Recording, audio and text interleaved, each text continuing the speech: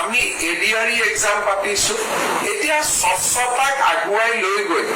অহা কালিৰ পৰা পৰীক্ষাত লিখা OMR চিটখনো আমি উভতাই দিব বিচাৰিছো প্ৰথমবাৰৰ বাবে পৰহি দিনাখন 28 তাৰিখে আমি আনসাৰ কি দিম আৰু কেণ্ডিডেট সকলৰ পৰা আমি এতিয়া খুলিছো যে আনসাৰ কিত যদি আমাৰ কিবা ভুল হৈছে তাকো দেখুৱাই দিম আৰু 29 তাৰিখে পৰীক্ষা হ'ব আমি কৈছো প্ৰশ্ন কাকতখনো ঘৰত লৈ যাওক যাতে আপোনালোকে মিলাই চাব পাৰে যে আচলতে আপোনালোকে কিমান নম্বৰ পালে বা নাপালে টেটৰ নিযুক্তিৰে আৰম্ভ কৰা স্বচ্ছতাক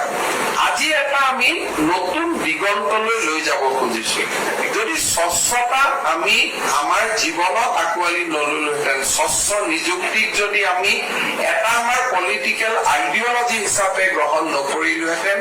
এই হলটোত হয়তো 90% আপোনালোক বহি নাথাকিলেহেঁতেন আন কোনোবা 90% ইয়াত বহি থাকিলেহেঁতেন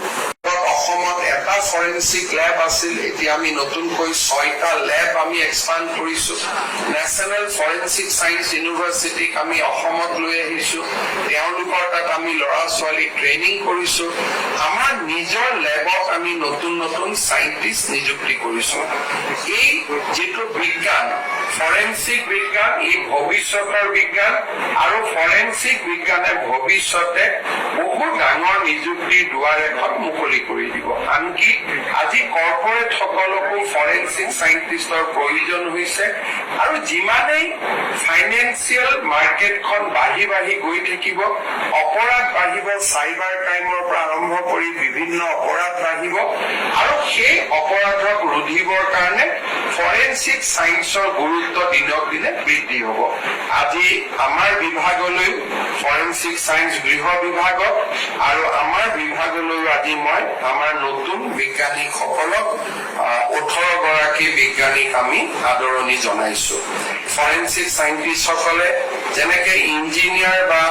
আৰবান ডিপাৰ্টমেন্টত যোৱা যুৱক যুৱতীসকলে ৰাইজৰ লগত থাকি কাম কৰিব ফৰেনচিক বিজ্ঞানীসকলে বেকৰুমত থাকি কাম কৰিব অৰ্থাৎ তেওঁলোক পৰিচয়বিহীন হৈ লেবত কাম কৰিব আনসকলে মানুহৰ মাজত গৈ কাম কৰিব ই হৈছে এটা ডাঙৰ পাৰ্থক্য